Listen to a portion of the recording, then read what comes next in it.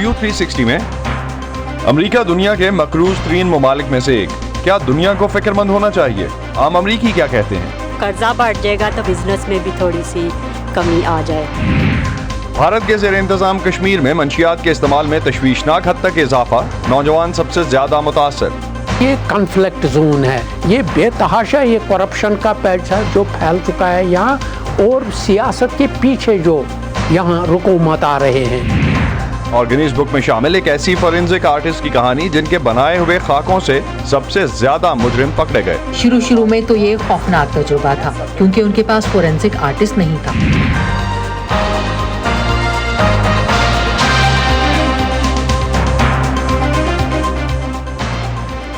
Voice of America के Washington studios में आप सबको खुशामदीद। आप देख रहे हैं प्रोग्राम व्यू 360 और मैं हूं असदुल्लाह खालिद। अमरीकी महकमा खजाना के मुताबिक इस हफ्ते मुल्क की तारीख में पहली मरतबा अमरीका का मजमूई कौमी कर्जा 300 खरब डॉलर्स हो गया है।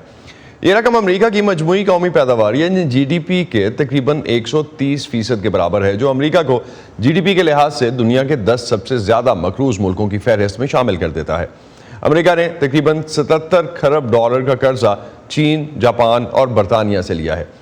IMF के सन 2020 के आदाद शुमार के मुताबिक इस वक्त दुनिया में सबसे ज़्यादा मकरूज मुल्क जापान है। 2020 में दुनिया के तमाम मुल्कों का कुल कर्ज बढ़कर 2260 खरब डॉलर्स तक पहुंच गया है। दूसरी जंग अजीम के बाद इसमें सबसे बड़ा सालाना इजाफा भी सन 2020 में देखने में आया, जिसकी एक बड़ी वजह कोरोना की वबा है। आम अमरीकी इस कर्जे के बारे में क्या सोचते हैं और इससे कैसे मुतासिर हुए हैं, आइए उन्हीं से जानते हैं। अमरीकी कर्जा इसलिए बढ़ रहा है क्योंकि बहुत से लोगों के पास काम नहीं, बहुत से लोग मुलाजमतें ढूंढने की कोशिश कर रहे हैं। अमरीकी कर्जा पिछले काफ़ी अरसे से बढ़ रहा है। मेरा मतलब है कि जंगों पर हमारे खर्चे से, दूसरे ममालिक से अशियाए ज़रूरत यहाँ लाने पर होने वाले खर्च से, लेकिन ये सब मुझसे कहीं ऊपर की बातें हैं और मैं इसकी फ़िक्र हुकूमत पर छोड़ देता हूँ कि वो इससे निपटें। अमेरिका का जो बढ़ता हुआ कर्जा है, इससे शायद कुछ इफेक्ट पड़े। जब कर्जा बढ़ जाएगा तो फिर यह कि हो सकता है कि थोड़ा बिजनेस में भी थोड़ी सी कमी आ जाए। फायजा बुखारी इस वक्त हमारे साथ स्टूडियोज में मौजूद हैं, उनसे अमरीकी कर्जों के हवाले से मजीद हकायक जानते हैं। फायजा, इस वक्त तो ये कर्ज इंतहाई सतह पर है। कोविड से पहले या अदरवाइज भी अगर हम देखते हैं तारीखी तौर पर, तो अमरीका का मजमूई कर्ज किस तरह से रहा है? जी सद, अमरीका का कौमी कर्ज वफाकी हुकूमत पर मजमूई तौर पर वाजिबुल अदा तमाम कर्जे हैं। अमरीकी महकमा खजाना के मुताबिक 1 फरवरी को अमरीकी तारीख में पहली बार कुल कौमी कर्ज 300 खरब डॉलर से बढ़ गया। किसी भी मुल्क पर कर्जों के बोझ में इजाफे की बुनियादी वजह हुकूमती आमदनी और खर्च के दरमियान फ़र्क है। अमरीका में गुज़िश्ता कई बरसों से कर्ज की शरह मुसलसल बढ़ रही थी, ताहम इसमें अचानक बड़ा इजाफा कोविड की वबा के बाद हुआ, जब हुकूमत ने बेरोज़गारी के खात्मे और मईशत की बहाली के लिए कई बड़े रिलीफ पैकेजेस का ऐलान किया। अमरीकी महकमा खजाना के आदाद शुमार के मुताबिक सन 1989 से 2021 के दरमियान अमरीकी कर्जों में 800% से भी ज़्यादा का इजाफा हुआ। पिछले कुछ सालों में अमरीकी कौमी कर्ज पर बतदरीज इजाफे पर नज़र डालते हैं। 2019 में अमरीका का कौमी कर्ज 232 खरब डॉलर था, जो 2020 में कोविड की वबा के बाद बढ़कर 277 खरब डॉलर हो गया। 2021 में ये 296 खरब डॉलर तक जा पहुंचा, जबकि 2022 में 300 खरब डॉलर से ज़्यादा हो गया।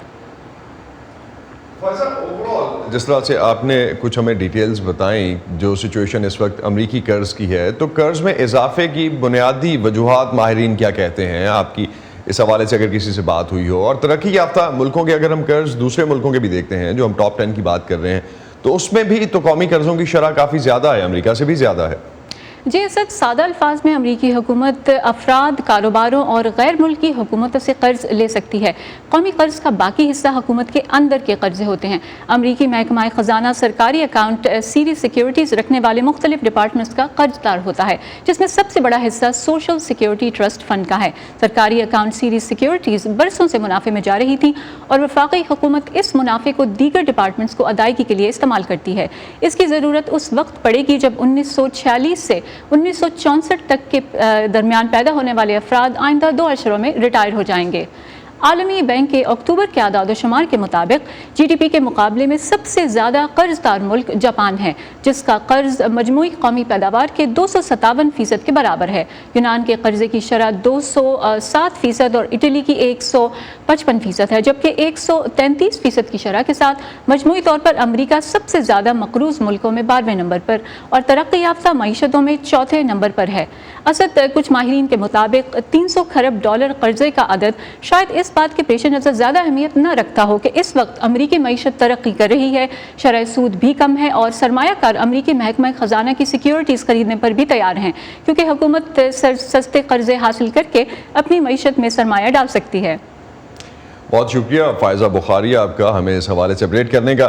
ماہرین اس صورتحال کو کس طرح سے دیکھ رہے ہیں، اس بارے میں جاننے کے لیے نیلوفر مغل نے امریکی think tank American enterprise institute سے بات کی۔ ڈیسمنڈ ڈائمن وہاں جو ماہر اقتصادیات ہیں وہ قرض کو کس طرح سے دیکھتے ہیں، اور خاص طور پہ ان کا یہ کہنا کہ دوسری جنگ عظیم کے خاتمے کے بعد سے امریکی قرض میں سب سے زیادہ اضافہ اب ہونا شروع ہوا ہے۔ مزید ان کی کیا اوپینین ہے اس بارے میں، آئیے دیکھتے ہیں۔ So we're really at record levels, if you look at it in relation to the size of the US economy. ہم ایک ایسے قرض کے بارے میں بات کر رہے ہیں جو اب امریکہ کی مجموعی قومی پیداوار کا تقریباً 100% ہے، اور یہی صورتحال دوسری جنگ عظیم کے اختتام پر ہمارے یہاں تھی۔ تو اس کا مطلب یہ ہے کہ ہمیں بجٹ میں سے اس قرض پر بہت زیادہ سود ادا نہیں کرنا پڑے گا، اور اس سے دوسرے قسم کے اخراجات کے لیے کم رقم باقی رہ جاتی ہے۔ لیکن بجٹ خسارے کو کم کرنا حکومت کے لیے بہت مشکل ہو جاتا ہے۔ ہر سال ہم زیادہ سے زیادہ قرضوں میں اضافہ کر رہے ہیں۔ اگر ہم قرض میں اضافہ کرتے رہے اور اگر ہم یہ ظاہر کرتے ہیں کہ ہم واقعی اس قرض کو کسی بھی وقت ادا نہیں کریں گے، تو ہو سکتا ہے کہ بانڈز کی شکل میں غیر ملکی بینکوں میں جو ہمارے اربوں ڈالرز موجود ہیں، چاہے وہ چینی مرکزی بینک یا جاپانی مرکزی بینک ہو، وہ ہمارے بانڈز رکھنے کے لیے تیار نہ ہوں۔ اگر وہ بانڈز رکھنے پر راضی نہیں ہوتے تو اس سے ڈالر کمزور ہوگا اور امریکی شرح سود زیادہ ہوگی، اور یہ اقتصادی ترقی کے لیے اچھا نہیں ہے۔ کانگریس کے بجٹ آفس کے مطابق ہم اگلے 25 سالوں میں یا اس سے زیادہ عرصے میں اپنے قرض کو دگنا کر دیں گے۔ Double our debt over the next 25 years or so. We don't see the kind of ہمیں عام امریکیوں کی روزمرہ کی زندگی پر قومی قرضوں کے اس قسم کے اثرات نظر نہیں آتے جو ہم پاکستان یا اس جیسے دوسرے ملکوں کے لوگوں پر دیکھتے ہیں۔ ایسا کیوں ہے؟ Their national debt. Why is that? Well, one of the reasons is that the United States borrows in its own currency. اس کی ایک وجہ یہ ہے کہ امریکہ خود اپنی کرنسی میں قرض لیتا ہے۔ تو یہ حقیقت ہے کہ ہم ڈالرز میں قرض لیتے ہیں اور ہمارا فیڈرل ریزرو ان ڈالرز کو پرنٹ کرنے کا اہل ہے، تو ہم ہمیشہ قرض ادا کر سکتے ہیں۔ لہٰذا امریکہ کسی بھی دوسرے ملک سے بہت مختلف ہے، جیسا کہ آپ نے پاکستان یا ارجنٹائن یا برازیل کا ذکر کیا۔ ان تمام ملکوں میں ڈالر کی شکل میں بہت زیادہ رقم ادھار لی جاتی ہے، جو کہ ایک ایسی کرنسی ہے جسے ان کے مرکزی بینک پرنٹ نہیں کر سکتے، اس لیے انہیں امریکہ کے مقابلے میں جلد کرنسی کے بحران کا سامنا ہوتا ہے۔ امریکہ کا مسئلہ بڑے قرضے کا ہے، اس کا اصل خطرہ لوگوں کو ہے۔ اس سے امریکہ کے قرضوں کی ادائیگی کی صلاحیت سے اعتماد ختم ہو سکتا ہے، جس سے ڈالر پر دباؤ پڑ سکتا ہے۔ اگر وہ بائی آؤٹ نہیں لیتے، یہ شرح سود میں اضافے اور مہنگائی کا سبب بھی بن سکتا ہے۔ Problem that is building gradually down the road. Why does a country like United States امریکہ جیسے ملک کو قرضہ کیوں لینا پڑتا ہے اور اس میں سیاست کیا کردار ادا کرتی ہے؟ politics play a role in it? Well, the reason that the United States government has to borrow is امریکہ کے قرض لینے کی وجہ یہ ہے کہ وہ ٹیکس کی آمدنی سے کہیں زیادہ رقم خرچ کر رہے ہیں، تو یہ کووڈ وبا کا ایک مستحکم رد عمل تھا۔ امریکی حکومت نے اپنے اخراجات میں 50 کھرب ڈالر تک کا اضافہ کیا، یہ مجموعی قومی پیداوار کا تقریباً 25% ہے، لیکن ٹیکس کی آمدنی اسی شرح سے نہیں بڑھی۔ لہٰذا ہم نے 2021 میں امریکی بجٹ میں خسارہ دیکھا جو GDP کے 15% کے لگ بھگ تھا۔ یہ زمانہ امن میں امریکہ کا سب سے بڑا بجٹ خسارہ تھا۔ اگر حکومت اس سے کہیں زیادہ رقم خرچ کر رہی ہے تو وہ ایک بڑے خسارے میں ہے، اور خسارے کو پورا کرنے کا طریقہ یہ ہے کہ اسے قرضہ لینا پڑتا ہے، چاہے وہ مارکیٹ سے قرض لے یا فیڈرل ریزرو سے قرض لے، اسے کہیں سے قرض لینا پڑے گا، اور اسی طرح قرض بڑھتا رہتا ہے۔ and that's how the debt keeps rising. So in the face of اتنے بڑے امریکی قومی قرضے کو مد نظر رکھتے ہوئے کیا دنیا کو پریشان ہونا چاہیے؟ worried? Yes, The United States is still the world's largest economy, so what happens in the United States is... जी हाँ, अमेरिका अब भी दुनिया की सबसे बड़ी मईशत है, लिहाजा अमेरिका में जो कुछ होता है वो आलमी मईशत के इस्तेकाम के लिए अहम है। मेरे लिए खास तौर पर तशवीश की बात दोनों सियासी जमातों में बजट के नज़्म ज़ब्त की कमी का मसला है। हम ये अब कोविड से निपटने के दौरान डेमोक्रेट्स में देख रहे हैं, लेकिन इससे कबल हम किसी हद तक रिपब्लिकन्स की तरफ से कॉर्पोरेट टैक्सों में कमी की जरूरत के मामले में देख चुके हैं। लिहाजा मेरी तशवीश ये है कि ना तो रिपब्लिकन और ना ही डेमोक्रेट्स बजट के खसारे के बारे में ज्यादा फिक्रमंद नजर आते हैं। पिछले 800 सालों में ऐसे बहुत से ममालिक हैं जो सरकारी कर्जों की सूरत हाल को संजीदगी से ना लेने की वजह से संगीन मसाइल में घिर गए हैं। Not taking their public debt situation seriously. शुक्रिया शुक्रिया शुक्रिया कोरोना से मुतासरा मरीजों का इलाज करने वाले डॉक्टरों का, अपनी सेहत खतरे में डालकर काम जारी रखने वाले नर्सिंग और पैरामेडिकल स्टाफ का, शुक्रिया पुलिस और सिक्योरिटी इदारों के अहलकारों का, फलाई इदारों और रजाकारों का, दर्स व तदरीस का सिलसिला जारी रखने वाले असातिज़ा का, शुक्रिया हुकूमती अहलकारों का, सहाफियों का और आप सबका, क्योंकि हम सब मिलकर इस वबा को हराएंगे।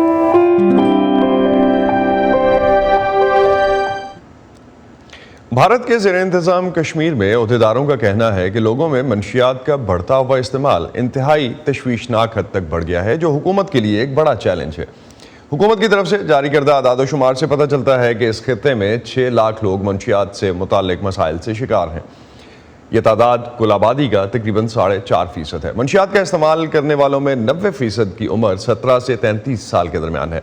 श्रीनगर से जुबैर डार ने इस हवाले से एक रिपोर्ट बनाई है, आइए देखते हैं। जम्मू व कश्मीर के chief secretary doctor Ashok Mehta के मुताबिक हालिया बरसों में खत्ते में मनशियात के इस्तेमाल और लत में नुमाया इजाफा हुआ है। माहिरीन और मनशियात के आदी मरीजों का इलाज करने वाले डॉक्टर इस रुझान की तस्दीक करते हैं। 4-5 साल से काफ़ी ज़्यादा बढ़ा है ड्रग यूज़ यहाँ पे। अगर हम देखेंगे कि 2012, 2013, 14 वहाँ तक ऐसा था कि हमारे पास जो पेशेंट्स आते थे वो यूजुअली जो पेन किलर्स होते थे वो सबसे ज़्यादा आते थे। कि 2015-16 के बाद ज़्यादातर हेरोइन यहाँ पे आया है, तो हेरोइन की वजह से प्रॉब्लम ये हुआ कि उसकी वजह से काफ़ी ज़्यादा ओवरडोज डेथ्स भी हुई हैं। वॉइस ऑफ अमेरिका ने एक ऐसे ही मरीज का इंटरव्यू किया था, लेकिन इस रिकॉर्डिंग के 2 दिन बाद इस शख्स की मौत वाक़या हो गई। इस नौजवान ने नाम जाहिर न करने और उसकी शक्ल न दिखाने की शर्त पर VOA को बताया था, हमारे ग्रुप में 100 से लेकर 120 तक होंगे। हमारा फ्रेंड सर्कल जो है सर वो सारा इन्वॉल्व है, सारा यूथ इसमें इन्वॉल्व है। मनशियात के आदी अफराद अपनी इस लत की मुख्तलिफ वजूहात बताते हैं। इससे हमारी सारी दुख परेशानी दूर हो जाती है। हमको भी रोजगार मिलता तो हम ऐसी बेहुदा चीज को हाथ नहीं लगाते, हम भी अपने घर वालों के साथ अच्छी तरीके से होते। तो हमारा भाई नहीं है, यहाँ से निकलो यार। उसने निकाला, मैंने बोला मैं निकल जाऊंगा यहाँ से, मैं कहीं और चला जाऊंगा, मैं बैठूंगा वहीं अपनी जिंदगी काटूंगा जब तक मैं ये छोड़ूंगा ये नशा। कम से कम आते यहाँ सर 100-200 नशा करके। डॉक्टरों का कहना है कि इस्तेमाल शुदा सुइयों के नतीजे में वर्म जिगर के मरीजों में भी तशवीशनाक इजाफा हो रहा है। प्रॉब्लम ये है कि यहाँ पे अब injection drug use, injection heroin use होता है ज़्यादा। इंजेक्शन की वजह से क्या होता है कि उसकी वजह से हेपेटाइटिस C, हेपेटाइटिस B उसकी काफ़ी ज़्यादा रिस्क है। बाज़ समाजी कारकुनों का कहना है कि मखदूश सियासी सूरत हाल और बेरोजगारी समेत इक्तसादी और माशी मसाइल भी नौजवानों में मनशियात के बढ़ते हुए इस्तेमाल की एक वजह है। ये कन्फ्लिक्ट जोन है, ये बेतहाशा ये करप्शन का पैसा जो फैल चुका है यहाँ, और सियासत के पीछे जो यहाँ हुकूमत आ रहे हैं, तो उनसे यहाँ का माहौल बिगड़ चुका है और मिजाज बिगड़ चुका है हमारे आने वाले इन नस्लों को। जम्मू व कश्मीर के चीफ सेक्रेटरी ने बताया कि उन्होंने मुतल्लिका हुकाम को हिदायत की है कि वो मनशियात से मुतल्लिक मुकदमात में सज़ा की शरह को बढ़ाने के साथ साथ मुनासिब मुशावरत और मनशियात से मुतासर अफराद की बहाली पर तवज्जो दें। उन्होंने कहा कि इसके लिए बरवक्त कार्रवाई के तौर पर हुकूमत के एक वसी और फ़आल पॉलिसी अपनाने की ज़रूरत है। بعض ماہرین کا کہنا ہے کہ منشیات کی وبا سے نمٹنے کے لیے مقامی سطح پر سخت گیر اقدامات اٹھانے کی ضرورت ہے۔ پولیس آج کل مطلب ان کے خلاف کافی زیادہ کیسز بھی بن رہے ہیں، but we expect more action against drug peddlers and traffickers. بھارتی عہدیدار الزام عائد کرتے ہیں کہ افیون اور دوسری منشیات افغانستان سے پاکستان اور اس کے زیر انتظام کشمیر کے راستے بھارت کے زیر انتظام علاقوں میں پہنچتی ہیں۔ پاکستان اس طرح کے الزامات کی تردید کرتا ہے۔ زبیر ڈار کے ساتھ یوسف جمیل، وائس آف امریکہ، سری نگر۔ شام میں جاری تنازع کی شدت میں قدرے کمی آئی ہے، لیکن بہت سے شامی شہری اب بھی اپنے ملک کی تباہال معیشت کی وجہ سے روزگار کی تلاش اور معاشی حالات بہتر بنانے کے لیے یورپ کا انتہائی خطرناک سفر کر رہے ہیں۔ کچھ نے پولینڈ میں داخل ہونے کے لیے بیلاروس تک کا سفر کیا، لیکن ان میں سے زیادہ تر پکڑے جانے کے بعد ملک بدر کر دیے جاتے ہیں، اور اب وہ لبنان میں ہے، جس کی اپنی معیشت بھی انتہائی مشکل حالات سے گزر رہی ہے۔ ایک شامی پناہ گزین اسامہ برہان پیسہ کمانے کے لیے مر جانے والوں کو نہلانے اور تابوتوں کی ترسیل کا کام کرتے ہیں تاکہ وہ قرض چکا سکیں جو انہوں نے بیلاروس کے راستے مغربی یورپ جانے کی اپنی ناکام کوشش کے لیے لیا تھا۔ انہوں نے منجمد کر دینے والی سردی میں گھنے جنگلات کا پیدل سفر کیا، لیکن ہر بار پولینڈ کی سرحد پر پکڑے گئے اور واپس بھیج دیے گئے۔ کئی بار کی ناکام کوششوں کے بعد برہان شمالی لیبنان کے شہر بالبیک واپس آ گئے، لیکن ان کا شام واپسی کا کوئی ارادہ نہیں ہے۔ شام میں بہت برے حالات ہیں۔ کبھی کبھی میں شام میں اپنے کچھ عزیزوں کو فون کرتا ہوں اور وہاں کے حالات کے بارے میں ان کا کہنا ہے کہ وہاں لوگ صرف موت کے انتظار میں زندہ ہیں۔ اسامہ نے 9 سال قبل شام میں جاری جنگ سے بچنے کے لیے لیبنان میں پناہ لی تھی، لیکن ان کے ملک میں فوجی تنازع کم ہونے کے باوجود وہاں بڑے پیمانے پر ہونے والی تباہی اور شدید اقتصادی بحران کے باعث وہ واپس جانے کے لیے خود کو آمادہ نہیں کر پا رہے۔ اسی دوران میزبان ملک لیبنان میں شدید افراط زر کے باعث ان کے لیے اپنے خاندان کی بنیادی ضروریات پوری کرنا مشکل ہو گیا ہے۔ برہان کے دوست وصال امجد دمشق سے تعلق رکھنے والے ایکس رے ٹیکنیشین ہیں۔ وہ جانتے ہیں کہ ان کے پیشے کی یورپ میں بہت مانگ ہے۔ شام میں ان کا گھر ملک کے بیشتر حصے کی طرح تباہ ہو چکا ہے، لیکن لبنان میں بھی انہیں اپنا کوئی مستقبل نظر نہیں آتا۔ ہمارا گھر جنگ میں تباہ ہو گیا تھا اور اب وہاں ہمارے پاس کوئی گھر نہیں ہے۔ اگر ہم واپس جاتے ہیں تو وہاں رہنے کے لیے ہمارے پاس کوئی جگہ نہیں ہے۔ شام میں کوئی مستقبل نہیں ہے، ہر ایک ملک چھوڑ رہا ہے، خاص طور پر نوجوان۔ شام کے شہری پھنس کر رہ گئے ہیں۔ وہاں حکومت شام کی سرکاری افواج کی جانب سے ملک بھر کو وسیع پیمانے پر پہنچنے والے نقصان کے بعد مالی مسائل سے دوچار ہے، اور ان بین الاقوامی تعزیرات نے تعمیر نو کی اس کی کوششوں کو مزید پیچیدہ بنا دیا ہے جو اس کی جبر و استبداد کے باعث عائد کی گئی ہیں۔ لہٰذا یہ غیر یقینی ہے کہ بہت سے پناہ گزین کبھی شام واپس جا بھی سکیں گے یا نہیں۔ میرے لیے ملک کے کوئی معنی نہیں ہے، میں صرف عزت سے جینا چاہتا ہوں۔ میں اپنی زندگی امن اور سلامتی سے جاری رکھنا چاہتا ہوں۔ اسامہ کہتے ہیں کہ ان کے پاس کوئی متبادل باقی نہیں ہے، اور اس کے سوا کوئی چارہ نہیں ہے کہ چند ماہ میں جب موسم کچھ گرم ہو جائے گا وہ بیلاروس واپس جا کر ایک بار پھر یورپ میں داخل ہونے کی کوشش کریں گے۔ آنچل وہرا کے ساتھ سعدیہ زیب Ranjha, voice of America.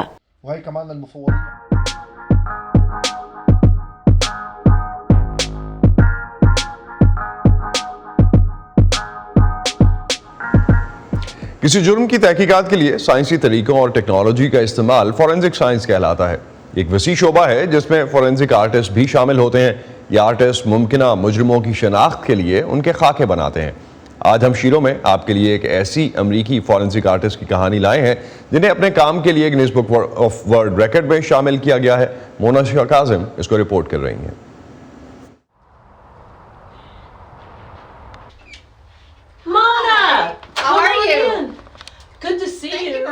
Forensic artist Lois Gibson Houston police department سے 39 سال تک وابستہ رہنے کے بعد گزشتہ سال ریٹائر ہوئی۔ ایک ذاتی حادثہ ان کے اس شعبے میں آنے کی وجہ بنا تھا۔ اگر کوئی شخص حساس ہو تو وہ فورینزک آرٹسٹ نہیں بننا چاہے گا، اور میں تو بہت زیادہ حساس تھی۔ میرے اس شعبے میں آنے کی وجہ یہ تھی کہ جب میں 20 سال کی تھی تو مجھ پر ایک پرتشدد حملہ ہوا۔ اس نے مجھے مارنے کی کوشش کی۔ یہ ایک خوفناک حملہ تھا، میں اسے جانتی بھی نہ تھی۔ اس واقعے نے لوئس کی زندگی بدل دی. So I know what it feels like to want justice so bad it's killing you. میں جانتی ہوں کہ انصاف کے حصول کی شدید خواہش کیسی محسوس ہوتی ہے اور پھر مجھے یہ بھی پتا ہے کہ انصاف ہوتے دیکھنا کیسا محسوس ہوتا ہے. And then I know what it feels like to see justice. لیکن ایک حساس فنکار کی طبیعت رکھنے کے باعث لوئس کے لیے اس شعبے کو اپنانا آسان نہ تھا. So I approached the police department and they wanted to use me on murders. میں نے پولیس کے محکمے سے رابطہ کیا. وہ مجھ سے قتل کے کیسز میں کام لینا چاہتے تھے. میں نے سوچا کہ میں صرف ایک کیس پر کام کر لیتی ہوں. تو پہلا قتل جس پر میں نے کام کیا وہ ایک لڑکا تھا جس نے میموریل پارک میں کسی کو تفریح کے لیے جنسی تعلقات کے دوران مار ڈالا تھا. میں نے خاکہ بنایا. اس دوران گواہ بار بار آنسوؤں سے رونے لگتا. یہ بہت تکلیف دہ تھا. میں نے سوچا میں یہ کام دوبارہ نہیں کروں گی. I'm not going to do this again. It's not going to work. لیکن پولیس نے ان کے خاکے کی مدد سے اگلے ہی دن مجرم کو پکڑ لیا اور یوں لوئس کے ریاست ٹیکساس کے شہر ہیوسٹن کے پولیس ڈپارٹمنٹ کے ساتھ طویل اور کامیاب کریئر کا آغاز ہوا. انہوں نے ایک بڑی تعداد میں مجرموں کے خاکے بنائے لیکن ان کا سب سے مشکل کیس ایک 4 سالہ بچے کے والدین کے قاتل کا خاکہ بنانا تھا جن کا قتل اس بچے کے سامنے ہوا تھا. And I did this sketch. اس کی یادداشت کی مدد سے میں نے خاکہ بنایا اور اس کے بعد پولیس کو بس جائے واردات کے قریب جا کر لوگوں کے دروازوں پر دستک دینا پڑی. ایک شخص نے کہا ہاں یہ آدمی یہیں رہتا ہے اور وہ دروازے پر آیا. پھر اس نے قتل کا اعتراف کیا اور انہیں آلہ قتل بھی مل گیا. لیکن ایک 4 سال کی عمر کے چھوٹے بچے سے معلومات لینا جسے کسی بھی چیز کے لیے الفاظ نہیں مل رہے تھے لیکن اس کے لیے میں نے تصویروں کا استعمال کیا. لیکن لوئس یا کسی بھی فورنسک آرٹسٹ کا کام صرف مجرمان اور قاتلوں کے خاکے بنانے تک ہی محدود نہیں ہوتا. اس میں مسخ شدہ بے نام لاشوں اور گمشدہ لوگوں کے خاکے بنانا بھی شامل ہوتا ہے. Tina with her 2 brothers that she hadn't seen in 30 years. یہ ٹینا ہے اپنے 2 بھائیوں کے ساتھ جنہیں اس نے 30 سالوں میں نہیں دیکھا تھا. ہاں ٹینا شیٹس، چپ اور کرس. وہ اپنے بھائیوں سے ملنا چاہتی تھیں. جب وہ اس سے بچھڑے تھے تو وہ 1 یا 2 سال کے تھے. وہ روتی جاتی تھی اور کہتی تھی کہ انہوں نے اپنے نام بدل نہ لیے ہوں اور میں کہتی تھی کہ نہیں ایسا نہیں ہوا ہوگا. اور لوئس نے اس اندازے کی بنا پر کہ بچپن میں بچھڑ جانے والے دونوں بھائی 30 سال بعد کیسے دکھتے ہوں گے ان کے خاکے بنائے. ان کی فنکارانہ مہارت سے بنائے گئے ان خاکوں کی مدد سے ٹینا اپنے بھائیوں کو 30 سال بعد ڈھونڈ نکالنے میں کامیاب ہوئی. Guinness book of world records میں لوئس کا نام ایسی فورنسک آرٹسٹ کے نام کے طور پر شامل ہو چکا ہے جن کے خاکوں کی مدد سے سب سے زیادہ مجرمان پکڑے گئے. لیکن اپنے کریئر کے آغاز میں خصوصاً مردوں کی اجارہ داری والی اس فیلڈ میں انہیں بہت سے چیلنجز کا سامنا بھی کرنا پڑا. At first it was horrible because they did not have a forensic artist. شروع میں تو یہ خوفناک تجربہ تھا کیونکہ ان کے پاس فورنسک آرٹسٹ نہیں تھا اور وہ ایک بڑی بیوروکریسی ہے اور اگر ان کے پاس کوئی چیز نہیں تو وہ سمجھتے ہیں کہ انہیں اس کی ضرورت ہی نہیں. اس لیے انہیں مجھے کل وقتی نوکری دینے میں 7.5 سال لگے. لوئس کو امید ہے کہ شاید ایک دن ان پر کوئی ٹی وی سیریز بنے کیونکہ لوگ حقیقت پر مبنی جرائم کی کہانیاں پسند کرتے ہیں. انہیں یہ بھی امید ہے کہ اس ٹی وی سیریز یا فلم کو امریکہ میں فورنسک آرٹ کے فروغ کے لیے استعمال کیا جا سکے گا. Mona Kazim Shah, voice of America, Houston, Texas. اسی پر ختم کرتے ہیں آج کا ویو 360. اسٹے سیف اور پروگرام پر اپنے فیڈ بیک کے لیے آپ آ سکتے ہیں facebook.com/VOA اردو کے پیج پر. اس کے علاوہ ٹویٹر اور انسٹاگرام پر ہمارا ہینڈل ہے @urduvoa. اب تک کے لیے اتنا ہی. اسد اللہ خالد کو اجازت دیجیے لیکن جاتے جاتے آپ کو دکھاتے ہیں بولیویا کے شہر لا پاز کے سالانہ میلے کی چند جھلکیاں جہاں کورونا کی پابندیاں نرم کیے جانے کے بعد مقامی لوگ ایک کارنیول سے لطف اندوز ہو رہے ہیں. خدا حافظ.